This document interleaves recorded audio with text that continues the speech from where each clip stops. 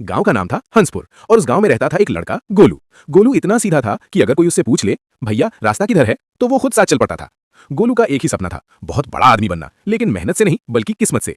वो रोज कहता मेहनत वहनत तो सब करते हैं, मेरी किस्मत कुछ खास करेगी।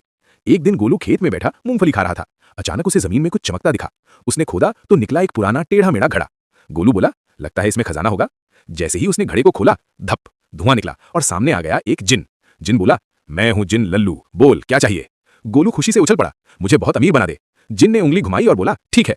अचानक गोलू के चारों ओर सोने के सिक्के गिरने लगे। गोलू नाचने लगा, वाह अब मजा आएगा। लेकिन तभी सिक्के गिरते गिरते उसके पैरों पर गिरने लगे। अरे बाप रे, गोलू चिल्लाया। पैर दर्द से लाल हो गए। जिन हंसते हुए बोला बोला तो अमीर बनाऊंगा, आरामदायक नहीं। गोलू बोला ठीक है, अब दूसरी इच्छा, मुझे बहुत समझदार बना दो। जिन ने फिर से जादू किया। अब गोलू को हर चीज पर भाषण सूझने लगा। मुर्गी को देखकर बोला देखो ये मुर्गी अंडा देकर अर्थव्यवस्था मजबूत करती है। भैंस को देखकर बोला आप दुग्ध उत्पादन की रीढ़ हैं। गांव वाले परेशान। एक बोला भैया नमस्ते। गोलू बोला नमस्ते एक सामाजिक शिष्टाचार है जिसकी उत्पत्ति। सब भाग गए। गोलू खुद बोला अरे कोई सुन ही नहीं रहा। अब उसने तीसरी इच्छा मांगी, मुझे सबसे ताकतवर बना दो। जिन ने कहा जैसी तेरी मर्जी। अब गोलू इतना ताकतवर हो गया कि दरवाजा खोलता तो दरवाजा टूट जाता, कुर्सी पर बैठता तो कुर्सी चकनाचूर। मां चिल्लाई अरे ओ पहलवान धीरे। गोलू रो पड़ा, ये ताकत नहीं आफत है। अब गोलू समझ गया कि कुछ गड़बड़ है।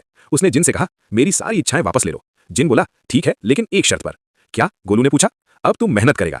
गोलू बोला यह तो सबसे मुश्किल जादू है। जिन गायब हो गया। अगले दिन